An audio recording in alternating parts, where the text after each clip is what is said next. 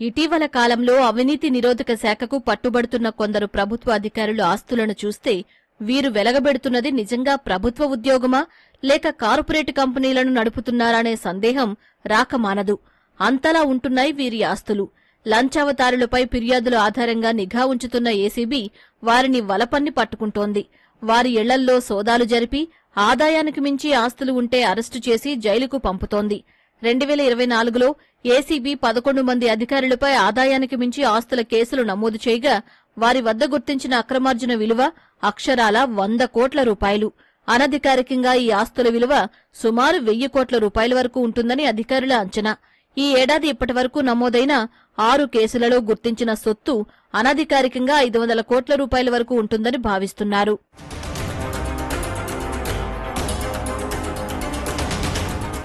గత కొంతకాలంగా ఏసీబీ అవినీతి తిమింగలాలపై కొరడా ఝుళిపిస్తోంది. దాడి చేసి పట్టుకునే ట్రాప్ కేసులతో పాటు అడ్డగోలుగా అక్రమార్జన చేస్తున్న వారిపై నిఘా పెట్టి ఆదాయానికి మించి ఆస్తులు ఉంటే కేసులు నమోదు చేస్తోంది. గత ఏడాది 129 ట్రాప్ కేసులు, 11 ఆదాయానికి మించిన ఆస్తుల కేసులు నమోదు చేశారు. ట్రాప్ కేసులలో బాధితుల నుంచి లంచావతారాలు తీసుకుంటున్న సొమ్మును మాత్రమే పట్టుకుంటున్నారు. గత ఏడాది ఈ విధంగా 82,78,000 రూపాయలను పట్టుకున్నారు.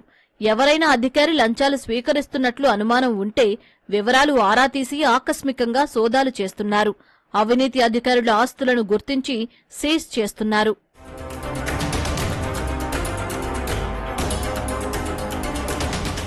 ఈ ఏడాది ఇప్పటివరకు ఏసీబీ మొత్తం 148 కేసులు నమోదు చేసింది.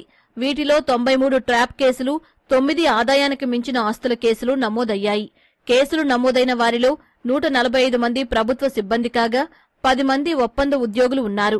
లంచాలు స్వీకరించిన కేసుల్లో 3,03,200 రూపాయల నగదును స్వాధీనం చేసుకోగా ఆదాయానికి మించిన ఆస్తుల కేసుల్లో 39,16,60,526 రూపాయల విలువైన అక్రమాస్తులను ఏసీబీ గుర్తించింది. కీలకమైన కేసుల్లో ఏసీబీ ఏకకాలంలో పెద్ద ఎత్తున దాడులు నిర్వహించి భారీగా అక్రమాస్తులు గుర్తించింది.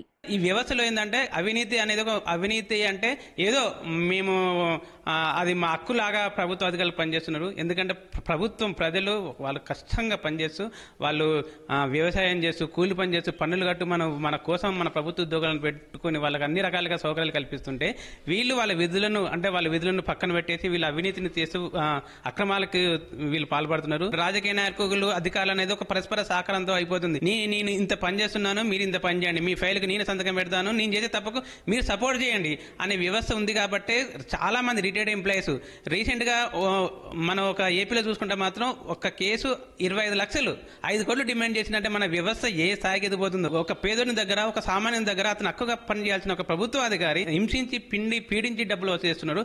అలాంటి అధికారుల మీద మనం ఎందుకు కఠినమైన చట్టాలు తీసుకురావట్లేదు? ఎందుకంటే వాళ్ళకు ఒక రకమైన భయం అనేది కల్పించాలి.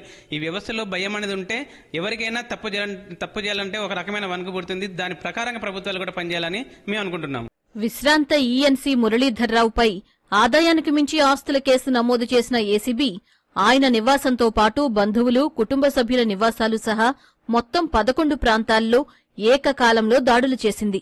ఆయనకు ఆదాయానికి మించిన ఆస్తులు భారీగా ఉన్నట్లు గుర్తించింది. కొండాపూర్లో విల్లా, బంజారాహిల్స్, యూసఫ్గూడ, బేగంపేట, కోకాపేట్లో ఫ్లాట్లు, హైదరాబాద్లో వాణిజ్య భవనం, జహీరాబాద్లో సోలార్ పవర్ ప్రాజెక్ట్, వరంగల్లో 11 ఎకరాల వ్యవసాయ భూమి, హైదరాబాద్లో 4 ఇంటి ఖాళీ స్థలాలు, మోకిలాలో 6,500 చదరపు గజాల ఖాళీ స్థలం, ఖరీదైన బెంజ్ కార్ ఏసీబీ అధికారుల దాడుల్లో బయటపడ్డాయి.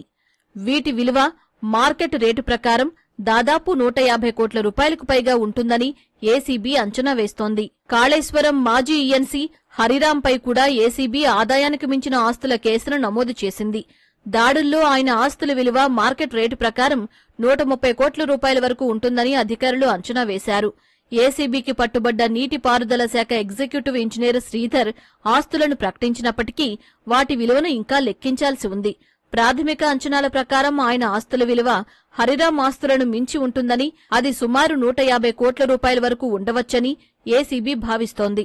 వరంగల్లో రవాణా శాఖ డిప్యూటీ కమిషనర్ పుప్పాల శ్రీనివాస్పై ఆదాయానికి మించి ఆస్తుల కేసు నమోదు చేయగా అధికారికంగానే 4,04,78,767 రూపాయల విలువైన ఆస్తులను గుర్తించారు. మార్కెట్ లెక్కల ప్రకారం వీటి విలువ సుమారు 50 కోట్ల రూపాయల వరకు ఉంటుంది. ఈ 3 కేసుల్లో దాదాపు 330 కోట్ల రూపాయల విలువైన ఆస్తులు బయటపడ్డాయి. ఆదాయానికి మించి ఆస్తుల కేసులో 100 కోట్ల రూపాయలు బయటపడుతుండడం ఉన్నతాధికారుల అవినీతి అక్రమాల స్థాయికి అద్దం పడుతోంది. కరప్షన్ చేసిన వాడికి పట్టుకుంటున్నాం, ఓ 6 months జైలుకి వెళ్తాడు, మళ్ళీ బెయిల్ తీసుకోవాలి, లేదంటే అది ప్రూవ్ అవ్వాలని చెప్పేసి ఎందుకు ప్రూవ్ అవ్వదు అంటే అంత బ్యూరోక్రాట్స్ రాజకీయ నాయకులు అందరూ ఒకటైపోయారు కాబట్టి వాళ్ళే ఒక ఎమ్మెల్యే చెప్తే ఆటోమేటిక్గా ఏమైందంటే వాళ్ళే తప్పు చేయలేదు అంటారు. సో కాబట్టి మళ్ళీ వస్తున్నారు. దుబాయ్ లాంటి కంట్రీస్ కూడా అవినీతి చేస్తే సస్పెండ్ చేయడం, పర్మనెంట్ జాబ్ తీసేస్తారు. అవసరం అయితే ఉరిశిక్ష దాకా పోతుంది కేసు, మన దగ్గర పోవట్లేదు. ఆ భయం లేకపోయేసరికి మనకేమవుతుంది, మళ్ళీ 2 రోజుల తర్వాత మళ్ళీ బయటకు వస్తామని చెప్పి రీసెంట్గా చూసాము, మన తెలంగాణలో చూసాము. ఒక ఆఫీసరు లంచం తీసుకొని దొరికిండు, 6 months సస్పెండ్ వచ్చాడు, మళ్ళీ జాబులు చేయక మళ్ళీ అదే ఆఫీసర్ దొరికిండు రీసెంట్ గా. చూడండి ఉదాహరణ. అంటే వాళ్ళకి భయం లేదు, మనకు చట్టం లేదు, వాళ్ళ చుట్టం లాగా అయిపోయేసరికి అందుకే రాజకీయ నాయకులు చట్టాలు చేయట్లేదు. ఎందుకు చేయట్లేదు అంటే పర్మనెంట్, ఎందుకంటే బ్యూరోక్రసీ వాళ్ళ భయం కాబట్టి. సో వాళ్ళకు పని చేయించుకోవడం కోసం చట్టాలు చేయట్లేదు. సో కాబట్టి ప్రభుత్వాలు ఖచ్చితంగా చట్టం చేసి మంచి గట్టి చట్టం చేస్తే, ఉరిశిక్ష పడేలాంటి చట్టం చేస్తే ఖచ్చితంగా కరప్షన్ తగ్గుద్ది, 100% తగ్గుద్ది. భారీగా జీతాలు పొందే ఉన్నత స్థాయి అధికారులే లంచాలకు చేయి చాస్తూ ఉండడం కలకలం రేపుతోంది. ఇటీవల Rajendranagar municipality deputy municipal commissioner Ravikumar ఓ హోటల్ యజమానిని బెదిరించి 5 లక్షల రూపాయల లంచం డిమాండ్ చేశారు. 2 లక్షల రూపాయలు తీసుకుంటూ ఉండగా ఏసీబీ అధికారులు దాడి చేసి పట్టుకున్నారు. పంచాయతీరాజ్ చీఫ్ ఇంజనీర్ కనకరత్నం తన సొంత శాఖలోనే ఉద్యోగి బదిలీ కోసం 50,000 రూపాయలు లంచం తీసుకుంటూ ఉండగా అనిసా అధికారులు పట్టుకున్నారు. ఉన్నత స్థాయిలో ఉన్న అధికారులే లంచాలు డిమాండ్ చేస్తూ ఉండడం ఆందోళన కలిగిస్తోంది. ఉద్యోగంలో ఉన్నప్పుడే అందినంత సొమ్ము దండుకుందామనుకునే దురాశే వారిని లంచాల వైపు పురుగొల్పుతోంది.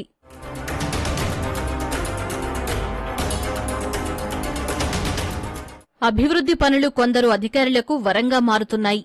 ఆయా పనుల కోసం ప్రభుత్వం కోట్ల రూపాయలు ఖర్చు పెడుతూ ఉండడంతో వాటిని పర్యవేక్షిస్తున్న అధికారులు కూడా చెలరేగిపోతున్నారు. కాంట్రాక్టర్ల నుంచి భారీగా పర్సంటేజీలు, లంచాలు, అక్రమాల ద్వారా భారీగా దండుకుంటున్నారు. ఏసీబీకి పట్టుబడిన నీటిపారుదల శాఖ అధికారి నూనె శ్రీధర్ ఒక్కరే కాళేశ్వరం ప్రాజెక్టులో 15,000 కోట్ల రూపాయల పనులను పర్యవేక్షించారు. హరిరాం ఎంతకంటే ఎక్కువ విలువైన పనుల పర్యవేక్షణ బాధ్యతలు చూశారు. ఈ ఏడాది ఆదాయానికి మించి ఆస్తుల కేసులో పట్టుబడిన 6గురిలో 2 నీటిపారుదల శాఖ అధికారులే, మరో 2 రవాణా శాఖకు చెందిన వారున్నారు. ప్రజల్లో ఏమైందంటే అసహనం ఎక్కువ ఉంది. అయ్యా ఇవాళ అప్లికేషన్ ఇచ్చాం, ఒక వారం రోజులు టైం పడుతుంది, దాని టైంలో దాన్ని రాని అని లేదు. ఇవాళ అప్లికేషన్ ఇస్తే గంటలో నేను తీసుకురావాలా, ఎవరితో ఉన్నా ఫోన్ చేయించాలా, లేకపోతే ఏం తీసుకుంటాడో అడుగు. ఎందుకంటే ఓపికలు లేవు మనుషుల దగ్గర. ప్రభుత్వాలు చేయాల్సిన పని ఏమంటే అప్లికేషన్ ఆన్లైన్లో ఇచ్చేయి, నువ్వు ఆఫీస్కి పోవాల్సిన పని లేదు. ఆటోమేటిక్గా నువ్వు డబ్బు కట్టేది ఉంటే బ్యాంకులో కట్టి డీడీ ట్రాన్స్మిట్ చేస్తే ఆటోమేటిక్గా నీకు ఇవ్వాలా. ఇన్ని 72 గంటల్లోనో 42 గంటల్లోనో రిజెక్ట్ అన్నా చేయండి, ఇవ్వనన్నా ఇవ్వండి. ఒకవేళ రిజెక్ట్ చేసేటికంటే లోపాలు ఎత్తి చూపేయండి.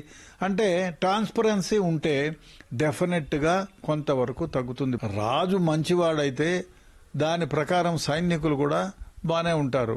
రాజు కలుషితుడైతే సమాజంలో మిగతా వాళ్ళు కూడా ఆ దారినే ప్రయాణిస్తారు. ప్రజలు హానెస్ట్గా ఉండాలి, అదేవిధంగా ప్రభుత్వ అధికారులు హానెస్ట్గా ఉండాలి.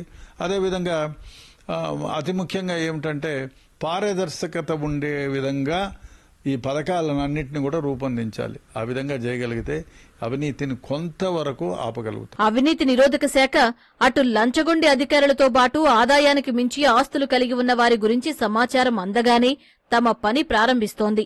వారిపై అన్ని స్థాయిల్లో నిఘా ఉంచుతోంది. అదును చూసి వేచి చూసి దాడులు నిర్వహిస్తోంది. వారిని పట్టుకుని కటకటాల వెనక్కి పంపిస్తోంది. ఇక ఆదాయానికి మించిన ఆస్తుల కేసులో విశ్రాంత ప్రభుత్వ అధికారులైనా సరే ఏకకాలంలో దాడులు నిర్వహించి సోదాలు జరిపి లెక్క తేలుస్తోంది.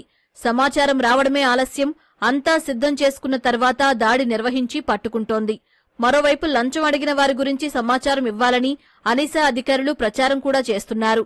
ఆర్టీసీ బస్సులు, బస్టాండులతో పాటు జనసమ్మర్ద ప్రాంతాల్లో గోడపత్రికలు అతికిస్తున్నారు. ప్రభుత్వ అధికారులు ఎవరు లంచం అడిగినా బాధితులు ACB toll free number 1064, WhatsApp number 9440446106కు సమాచారం అందించాలని ఏసీబీ అధికారులు సూచిస్తున్నారు. సమాచారం అందించిన వారి వివరాలు గోప్యంగా ఉంచుతామని భరోసా ఇస్తున్నారు. మొత్తం మీద గతంలో ఎప్పుడూ లేని విధంగా ఇటీవల కాలంలో ఏసీబీ చూపిస్తున్న దూకుడుతో అవినీతి అధికారుల గుండెల్లో రైళ్లు పరిగెత్తుతున్నాయి. ఏసీబీ సిబ్బంది ఇదే జోరు కొనసాగించాలని, లంచాలకు మరిగిన ప్రభుత్వ అవినీతి అధికారులు సిబ్బందిని ఇలాగే కటకటాల్లోకి నెట్టాలని ప్రజలు కోరుతున్నారు.